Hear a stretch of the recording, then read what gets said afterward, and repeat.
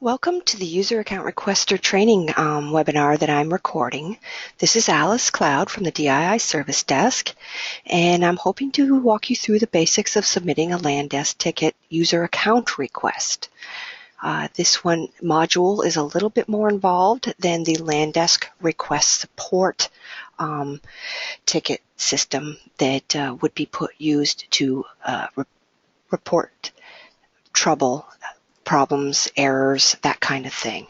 This is user account request training. So if you've clicked on this by mistake, you will want to end and go to the request support training webinars. Thank you for joining me. I'm going to go through a few PowerPoint screens and then bring you to a testing site to show you a demonstration of the ticketing system itself. So let's get started. We do have a training site out at the training site, more information than just the recorded webinars. We have a requester guide, some quick click lists that are single pagers that will help you submit a ticket quite quickly, or just give you a little bit of a refresher of, oh, I don't remember quite what I'm supposed to do here or there. So if you want to go back to the training site, there are other types of training out there. There is also the request support training area too.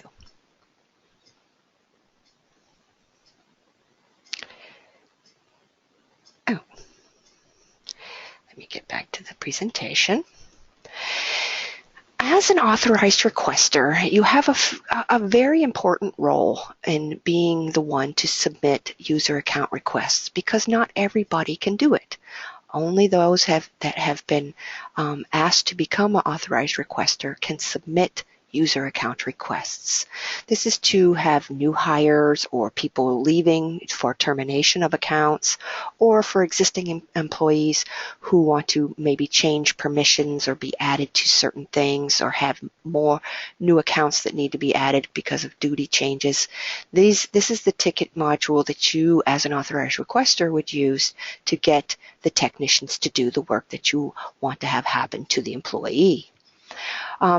In that being the case, you are also tasked to have to vet the requests by meaning possibly getting approval from management, supervisor, or IT manager kind of thing, to determine, to make sure that the person who's asking to have access to something or permission to something, that they should actually be able to have access to that. Because there are times when somebody wants to get somewhere or have permission to something that they probably shouldn't have access to it. So as an authorized requester, it's important for you to potentially do the approval process prior to starting to submit a user account request to make sure that you even need to do one of these. So as an authorized requester, you really need to make sure that you're gathering the information that you need to put into a ticket prior to actually doing the ticket. That way you can make the determination whether you have everything that needs to go into the ticket and the approvals that go along with that. You will have a button on your home page called Submit User Account Request that not everybody else has. And as I've reviewed before, this is to give access or permission or removal from existing things, such as shared folders, let's say calendars, shared mailboxes, email distribution lists. If somebody's, like I said, their duties change and they need to have another account that they don't have access to added, or maybe take something away because their duties make it so they don't need that account anymore, you would put in a user account request. It's also for people who are changing their name. You would identify what their old name was and then pick all the accounts that their new name that you would identify in the information should be changed in. There is, as I said, the other module, request support, where if something's broken or an error is coming back, or your Outlook isn't working appropriately, or you need a password reset, you can do a quick, what I call a quick ticket, a request support ticket, to have those IT features looked at by a technician to find out what's broken and why something's not working. It's also there for needing IT services performed. Let's say you're moving offices and you need your equipment moved from your IT equipment moved from one room to another, and a request support ticket's put in about that. Or you need to create a new shared mailbox, and you need to identify the people who should have access to that shared mailbox with what permissioning that they need to that shared mailbox. Or if you have a distribution list that you want created, or there's one that's already created and you need to modify it, then you would do a request support for IT service performed to let us know who needs to be added, or the name of the new distribution list that you want created and who should be part of that. So request support is more about equipment or things as opposed to people, a person needing an account kind of thing. We also can make global address book changes with a request support. Let's say somebody's phone number changed and it's reflected in the Outlook address book inappropriately. We can do those quick changes through a request support ticket also. But this training is more about doing a user account request, so I'm going to jump back into that. You log on to Landesk if you're with the domain of VSMS, TAX, or AHS automatically. When you bring up an internet browser and you type in the itsupport.vermont.gov, it should automatically pass you through into Landesk and bring you right into the home page. If you're one of the other domains that we consider quote-unquote a foreign domain, then you would have to actually do in the internet browser itsupport.vermont.gov with a slash and then the word logon. And that would bring up a logon area for you to put your email address in as your username, and you don't need a password, you just hit enter. The one caveat to that is that this is a secure website, and so you actually have to be within the state's network to submit any Landesk ticket. So you would either need to be Citrixed in first, or you need to be VPN'd in first before you bring up the internet browser to put this logon in. Okay? There are numerous accounts that are handled within Landesk. They are quote-unquote workflows. You would open up the account form and see what the information is that's being asked of you within that account form and provide that information. As you can see, AHS has a lot of specific workflows accounts that are only for them, and some of them are dependent on having an Active Directory account, which is the state's network logon, how you get onto the state's network. That account needs to be created before an actual AHS account would then be able to be created. The workflow would then kick off to the technician to do that. There's also AHS has specific accounts that need to have an approval within Landesk by an approving technician before the work then goes to the account technician to create the account. So that there are some extra steps for some of the AHS accounts. This Landesk is for all state at this point, and so the other domains other than AHS also have the Active Directory. They also have email, ACD phone, and those accounts are asked for when you do the ticket. When you do submit a ticket through Landesk, you will start getting some emails. The potentiality there is you may only just get an email saying that a technician's working it, and then when the work has been done, they close the ticket. But you could potentially also be getting emails that are asking you for more clarification, that kind of thing.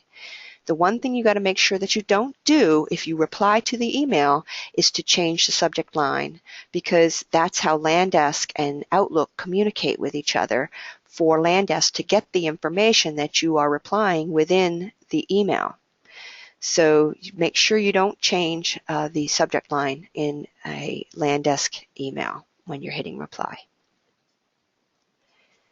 On your home page, you will see, once you expand the area of your tickets, that there is a heading called status, and you would be able to know what status your request is in. If you see the status of awaiting user completion or out with customer, that means that the ticket is kind of in your ballpark. You know, if it's waiting user completion, you haven't actually submitted the ticket yet for the technicians to be working that ticket. You may have not completed any of the action account forms that need to be completed, or you haven't hit the submit button, or not button, but submit action to get the ticket to be moving along to the technicians to do the work. If you see out with customer, there's most likely been an email sent to you that you would have gotten from DII Landesk, that the technicians have probably asked you some clarifying questions and waiting for your response. There is the status of open, which means the ticket has been submitted and it's waiting for a technician to assign themselves to the ticket. There's in progress, which means the technician is working the ticket. Awaiting authorization, that's for those AHS action workflows that need to have an approval within Landesk before they move along to another technical group. And then there's awaiting child request, or you're going to see an area where it says what kind of ticket, whether it's a parent ticket. The way Landesk user account request module works is it has what they call a parent-child relationship. The parent ticket is always there, which provides the employee information. The child ticket is the accounts that you've asked to be created or removed or modified. So you have to have a parent ticket in order to have an account ticket be worked on. So anytime you submit a user account request, you're going to always have two tickets upon submission. And the parent ticket always stays in an awaiting status until all the child tickets have been completed and closed, and then the parent ticket will close automatically. So that parent-child relationship is the employee information is the parent, and the child, quote unquote, are the actual accounts that are being requested or to be worked on. Each one of the forms, when you open them up,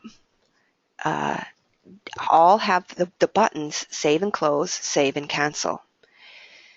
They do as they say. In save and close, it saves the information you've put in the form and closes the form and brings you back to the employee information parent area.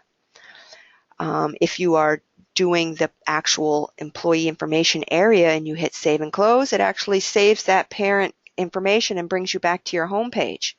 But it does not submit the ticket. Save saves the information in whatever form you're in and leaves you open in that form to be able to do some more work within that form. And then cancel, of course, cancels you out of the form and doesn't do anything to that form that you had been looking at. So it just brings you back to where you were before. Maybe you opened up an account action by mistake. You just cancel out of it and keep working, opening them up a different account. I'll demonstrate those to you in a minute or so.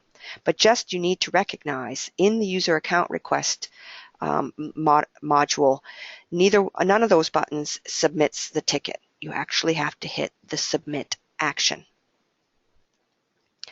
I'm going to now go over to the Landesk itself for you to be able to see what it actually looks like. So when you log in, whether you have to explicitly log in with the log on and your email address, or whether you automatically log in just by putting in the address, this is your home page. You will see over on the left-hand side the areas here, submit user account request, and here's the request support. This home page also has other information out here for you to be able to see. So it's good to be able to log on here and see this stuff. Your details are right here. Here's some helpful links. You can get to the Landesk training page right here from a helpful link, and it'll bring you right out to the DII's land desk training page, where if you're wanting to get information about doing a request support, it brings you right to this page. But if you need to get information about a user account request, you click on that button and it brings you right into the training page for user account request. And again, I'm going to be posting this new recording out on there because the one I have out there is a little bit old. So hitting that helpful link within LandDesk will bring you out to the training site. And here's your current activity. This is where it will show you, when you expand these little triangles here, what tickets you've put in to be worked on. And you can see that it does identify whether it's a parent request or an account. So like in the summary line, you can see that these two tickets here are both for Alan Brown, because in the summary line I put down that this is a ticket about Alan Brown. And the parent request will go along with this account request that you've put in here. And then there's the status. Open for assignment. A technician has not assigned themselves to the ticket yet. And the parent is awaiting. There is some other tickets in here that you can see. I have some different statuses. If there was a ticket that I hadn't submitted yet, it would say awaiting user completion. And that would mean that you'd need to open that ticket back up and finish working it and hit submit. So I'm going to show you here, if you want to hit start a ticket, we're going to do submit user account request. And when we click on that, it should open up an employee information blank screen here once it finishes spinning. There we go. So you're starting a request, and now you need to choose what type of ticket you're putting in. Well, it depends on what's going on. If your management has said, oh, we got a new hire and I need you to put in a user account request to get them the accounts that they need to have, you will probably need to either know what accounts they do need to have or ask management, what accounts do you want them to have? So it's kind of something you need to gather information on, of what do they want you to have. But if this is a new hire, you can do a new hire ticket. So if I click new hire, it comes up. You can see it changes the screen a little bit because we're going to need to identify the first name, middle name, and last name of that person. You're going to have to fill in the domain. And you can do that by just starting to type, where do they work? So if they work for labor, we can just start typing labor, and it then delineates down for you to pick labor. But let's say they actually worked for AHS. So then it's going to be Agency of Human Services. And then you'd want to put in their first name. Now all of these blue fields are mandatory fields. So you have to fill those in order to save the information to then be able to ask for accounts. So we're going to say Joe. Middle initial. Now if you don't know what that is, you can put unknown, you can say none. But if you know what that is, because depending on, let's say the person's last name is Smith, there might be a lot of Smiths and there might be another Joe Smith or even Joseph Smith. You would want to identify that the middle initial is L. So that might make it different than the other Joe B. Smith that's there. So you have to have something in that field. If you know what the employee ID number is, we would really like you to put it in. But as you can see, it's not a mandatory field, so you shouldn't hold up putting in a new hire ticket for the employee ID number to come in from payroll, because I know payroll can sometimes be a little late in sending those out. So you can bypass that field. Billing code, again, that's not mandatory, but if you know what billing code there is for this person and in what department they work for, you can put that in, but it's not required. Now, of course, department is, so you want to start typing the call letters of that department. So if this was AHS and we did DCF, we would then have a drop-down of what DCF divisions we could choose from. So if it's DCF Commissioner's Office, we'd click on that. And then we want to put in the phone number of where they work. Now, if you don't know the exact desk number that they have, at least put in either your number or a way of getting in touch with the person through maybe the manager's phone number, that kind of thing. So I'm just going to put in a fake phone number here. And then physical location is where they actually sit if they're sitting in a state office. If they're a remote user, have a home office, you don't necessarily want to put in their home address. You possibly put in the department's address that for who they work for. So I'm going to put in our address here. And then on the city and town, you just start typing where the city and town, and then Landesk helps you with getting a pre-population area for you. So then I'd click on Montpelier. Manager, you want to start typing the manager's name of who is managing this employee, and then choose them from the drop down. Now you have to make sure you're careful with who you're picking, because again, if somebody has a last name that's of a similar name to a lot of people, like Brown or Johnson or Smith, you got to be careful who you're choosing, because that can make a difference. And the same goes for, like, if you're terminating an employee, make sure you're choosing the right person that you're terminating, because boy, if you choose the wrong one and the wrong person gets terminated and they're still working, it gets quite messy. All right. Now, effective date. Effective date is the date that the person is starting. If this was a termination form, then you would be the date of when they will be leaving. Of course, it's going to be the end of the business day for the date that they're leaving. So for this one is going to be the date that they're starting. And or if it's a changes to existing, you want to add some permissions to something for a person, then it would be, when do you want that to take place?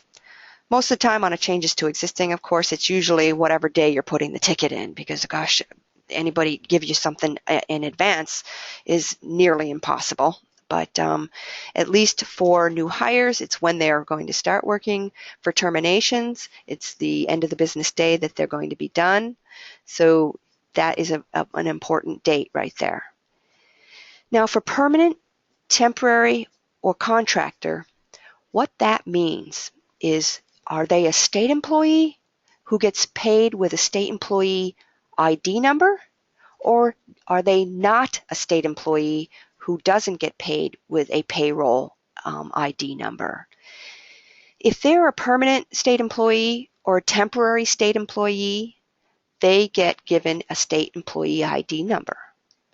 If they are a vendor or a contractor or a Spherian or Kelly Services temporary employee, they are considered a contractor because they do not get paid with an employee state ID number. They do get paid, but by their own company. So you have to choose this carefully for state ID number or non-state ID number. And so if they're a temporary employee who is being paid by the state, we're going to choose temporary. And then we need to know, when is their temporary status supposedly going to end? Most temporaries have an end date. Vendor contractors, partners, they actually usually have an end date to their contract. So we would need to have that information. And if you don't know what that is, either please try and find out, or put that date out into the future, and maybe keep a notation for yourself of that's what expiration date you gave them. So I'm going to put in 12/31/2017 for this temporary state employee. Then, if this person was actually a new hire to your department coming from another department, you would want to hopefully know what department they were coming from and help us out by giving that information. So if you knew that they were coming from Commerce and Community Development, you could put they are transferring from that department. This is helpful for us to know to look for a termination ticket from the departing department. All right. If they're a brand new hire to the state of Vermont, of course you leave that field blank because they don't work for the state already. So, and it's not a mandatory field. Now, licensing. Licensing is something that you're going to either have direction from your business office on who gets what kind of license, because I do know there's numerous departments out there that have some process to say that this type of person gets this type of license, this type of person gets the other kind of license. And so licensing really is something that you need to kind of nail down with your department. What do they want to offer to this employee?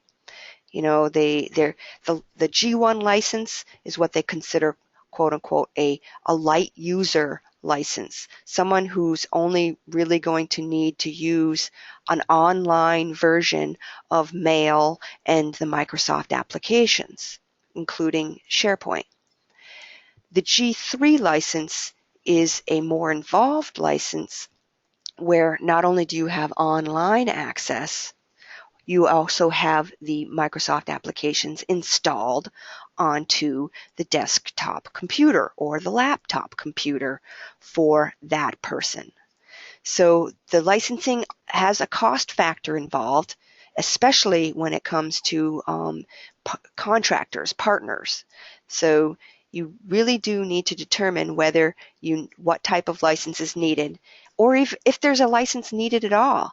Some types of employees or partners don't need to have an Office license, a Microsoft Office license at all.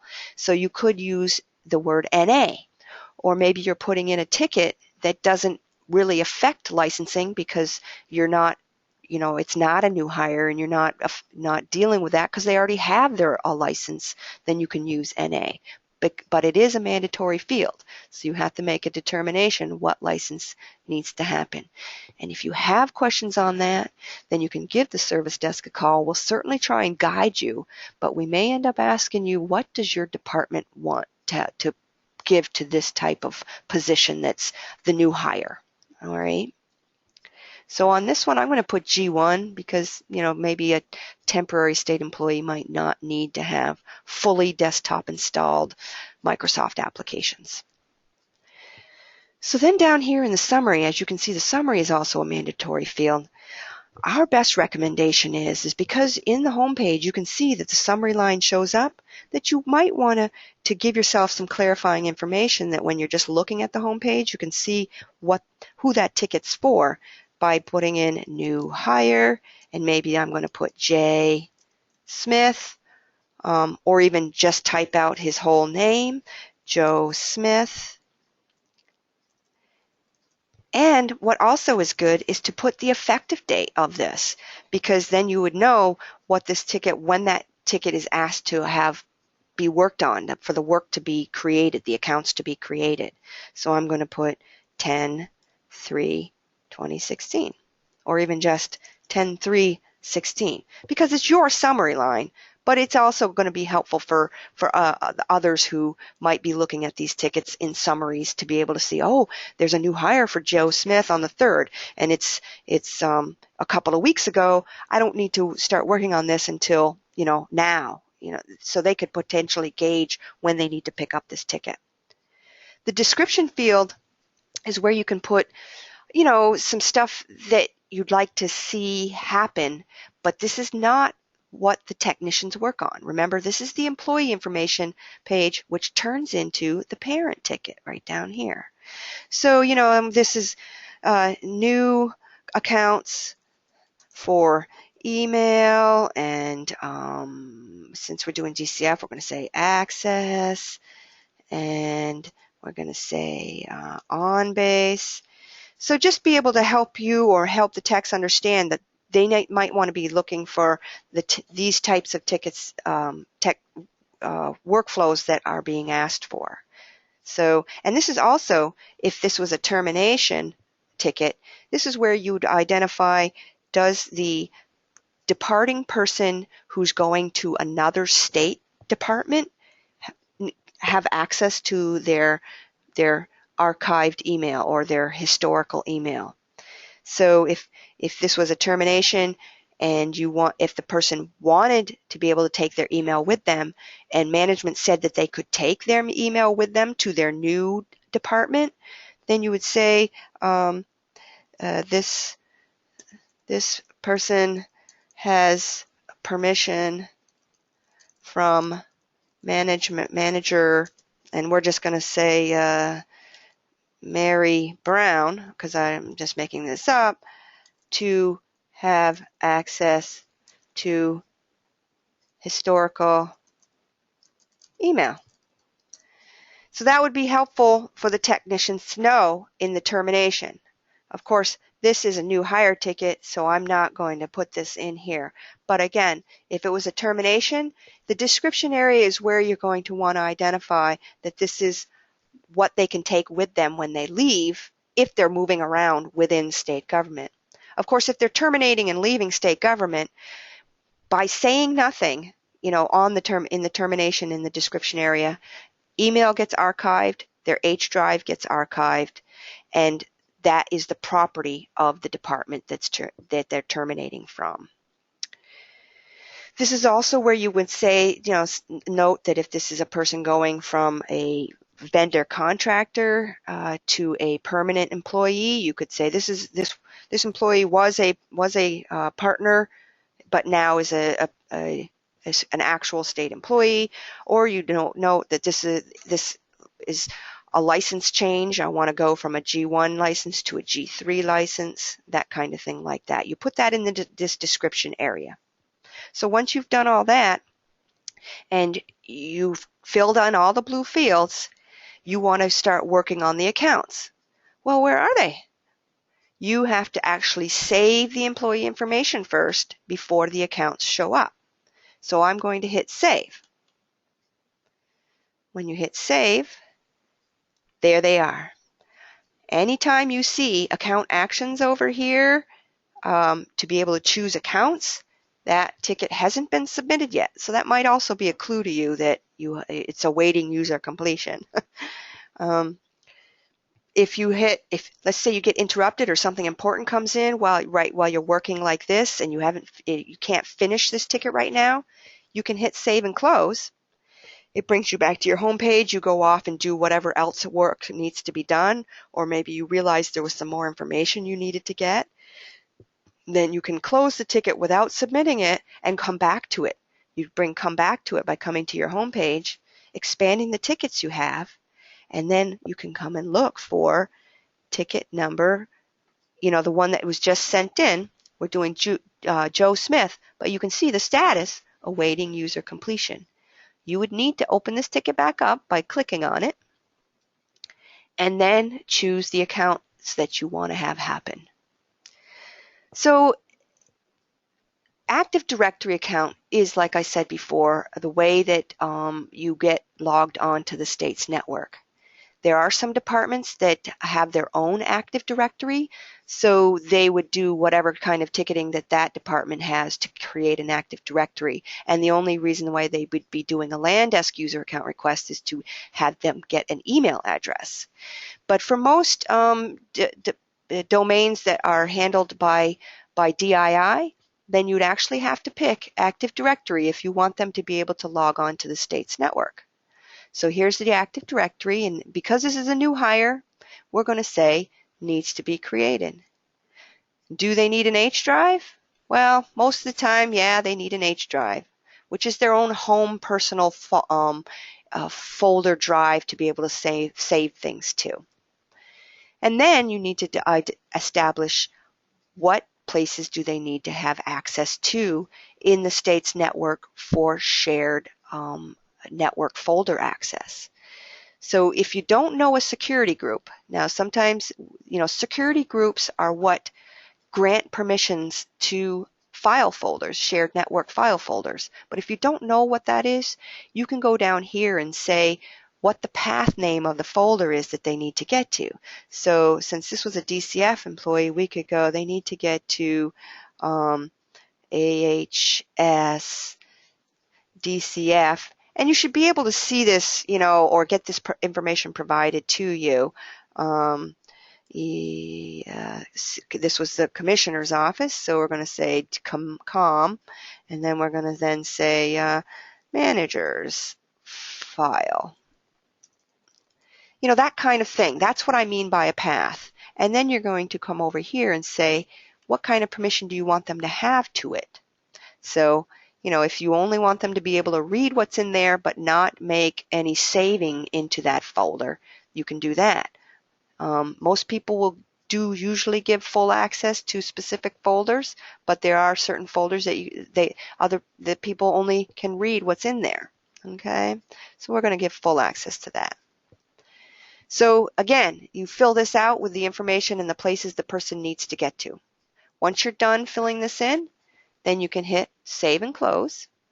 And what that does is it saves the form down at the bottom of the apparent ticket down here. See, it's created an Active Directory form. So when you submit, this Active Directory form that you created turns into a child ticket for the technicians to actually work.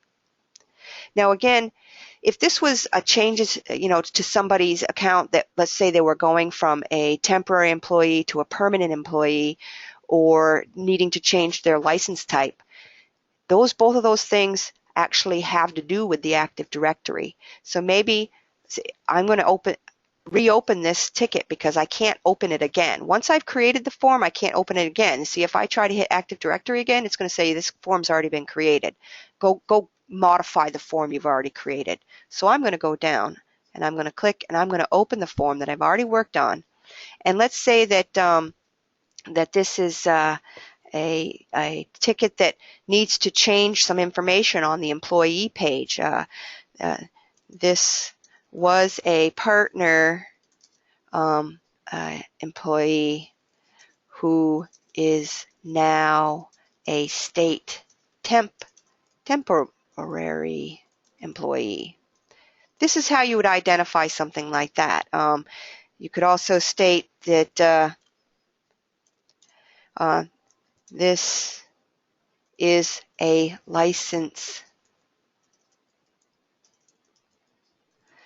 change to G1. Okay, you need to have an action form to have some things that are only showing on the employee page to actually be put into one of the action forms here for a technician to do the work. And most of those are on the Active Directory, so you just put the comments in what needs to happen in the comments area of the Active Directory. So then I'm going to save it. And now it's back to the employee page. And if there was other accounts that need to be created, let's say they need an email, you're going to click an email account form, and you're going to decide what needs to happen here. Then account needs to be created, an email account. What distribution lists do they need to be added to? What shared mailboxes do they need to be added to? And what permission to those shared mailboxes do they need? Do they need full access with send as abilities? Or should they only be a reviewer of that email shared mailbox? That kind of thing. All right. So these forms need to be filled out if they need to get to certain places. But if they only just need the email address created, then you just put needs to be created, save and close the form. Now, when you look at the bottom, you're going to see that there's two forms down here. One's an email form, one's the AD form. If there was other accounts that need to be created, let's say this is DCF, they need to get an access account created. You'd open up the access account, you'd fill out the appropriate fields in here, hit save and close, and it would again create a form down at the bottom of this screen. So once you're done filling out the accounts that need to be created or need to be modified, whatever, depending on what ticket type it is, then you go ahead and you hit the big submit. Unfortunately, it's a small submit, but it's the submit. If you don't hit that, if you just hit save and close right here, then you go take a peek at your home page, you're going to see that that ticket is still awaiting user completion because you have not submitted it. So we have to open it back up, and then we have to hit the word submit. Yes, you want to carry out this action? Yep. And once you carry out the action, look what happens to on the left-hand side. All those actions go away. Once a ticket is submitted, you cannot modify the ticket. Due to auditing purposes, a submitted ticket is not modifiable by you.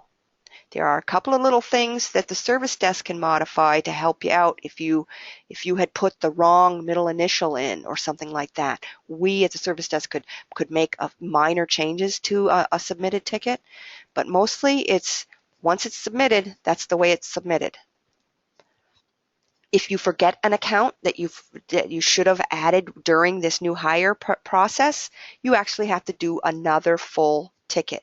You have to then go back in to your home desk and submit another user account request, put all that employee information in, and then choose the account that you forgot to do, and then hit submit, and then it will be worked on by the tech.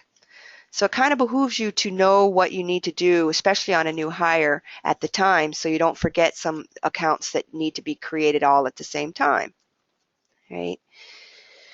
So I kind of went through that fairly quickly, but you at least got to see what was going on there. But I wanted to also show you that there are some things for changes to existing. I guess I really don't need to show you that. The types of tickets that you can put in for changes to existing, what you do on that is if you do a changes to existing, let's say somebody's moving around within your department, you can do a changes to existing. Thing you just have to make sure is you have good communication with the area that person's leaving from, so they know to remove that person from some things that they don't need to have access to any longer, and you are going to do a changes to existing to add them to the things that they need to have. So let's say somebody's moving around within AHS, but they're moving around within the corrections department. And let's just pretend, again, we've got a Smith. So we're going to say that Shonda Smith, she works for the department DOC, and she's going from BAPP to BEPP. So the authorized requester from both of those probation and parole areas would want to do a changes to existing to state what things that they need to be added and removed to. And my best recommendation would be to also, down in the description, state that this employee is moving from Barry PP to Bennington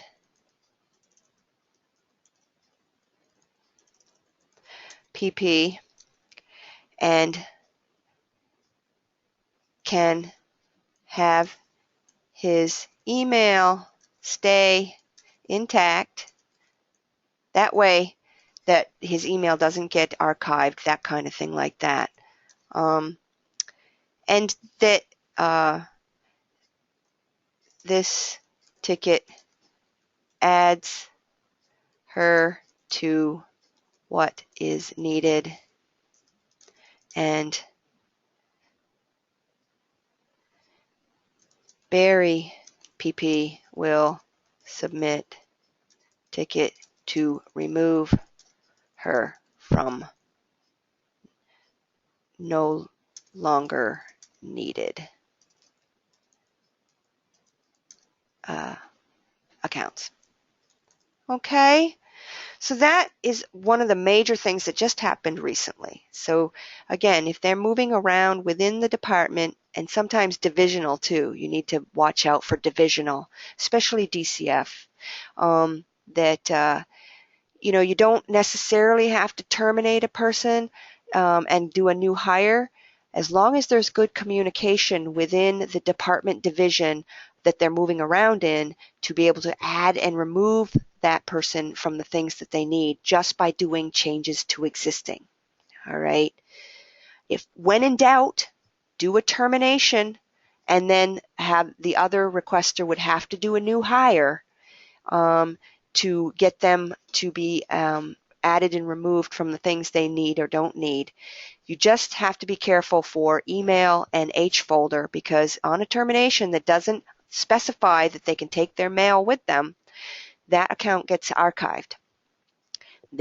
So you just need to be aware of that. So I think I'm going to wrap this up and let you know that you can always call the service desk if you have questions about submitting a user account request.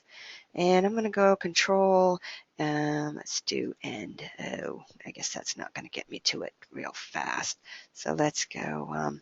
So we're going to go to the end of the presentation here. Let's see, current slide.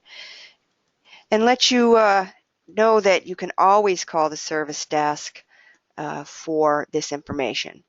Our number is 828-6620, option 1. Or you can put in a request support ticket just to maybe ask to have someone, go through the UAR process with you. We're here to help you out, so do not hesitate to call.